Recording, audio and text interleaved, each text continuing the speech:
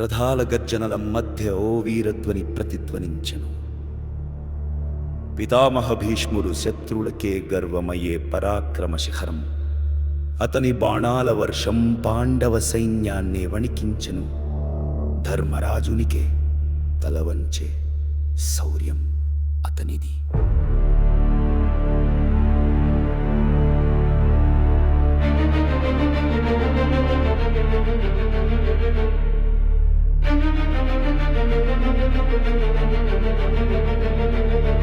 అర్జునుని ధైర్యమే భీష్ముని శక్తికి సమాధానమైంది.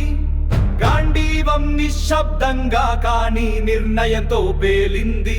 కృష్ణుని ఆజ్ఞకు లోనైన అర్జునుని తేజోమయ రూపం.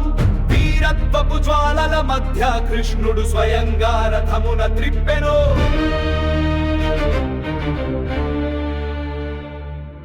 భీష్ముని శ్రీరం బాణాల మేడ మీద కూర్చునేను.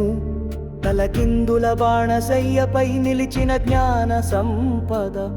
అతని కళ్ళలో మృత్యం కాదు ఆత్మశాంతి. కాలానికే సలాం చేసే పుణ్యాత్ముడాయేను.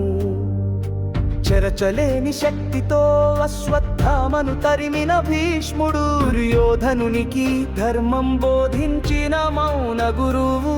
భవబంధాలకు దారులు చూపిన పరమ తపస్వి. ఒక యుగానికి కడసారి ధైర్యపు జ్ఞాపకం.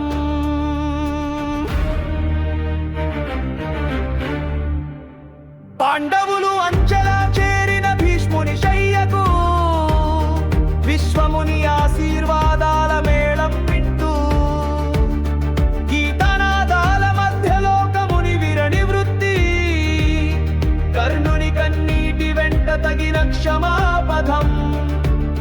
కృష్ణుని మౌనం భీష్ముని ఆత్మతృప్తికి మూలం. విశ్వరూప దర్శనానికి క్షణపుడమి పుట్టింది. ధర్మానికి తలపడ్డ నీతి ప్రబోధం. భీష్ముని పతనం పుణ్యానికి మహోదాహరణ.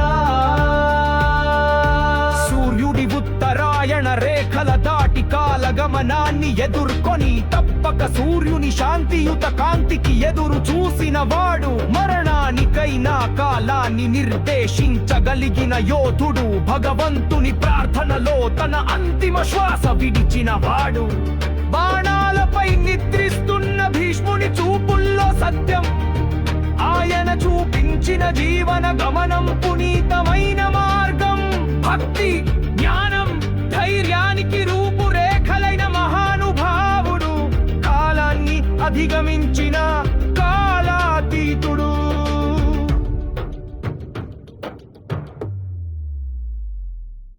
పాండవులకు జ్ఞానబోధ చేసి సమాజపు నియమాల్ని బోధించి వైదిక ధర్మాన్ని దశ దిశలా వ్యాపింపచేసిన గొప్ప నిపుణుడు. భవిష్యత్తుకు మార్గం చూపిన చరిత్రకర్త. భీష్ముని శయనము మహానిశ్చల యోగ శక్తి. ఇది ఓ పతనం కాదు, ఓ యుగ విరామం. భగవంతునికి శరణాగతిగా మారిన యోధుని ప్రస్థానం.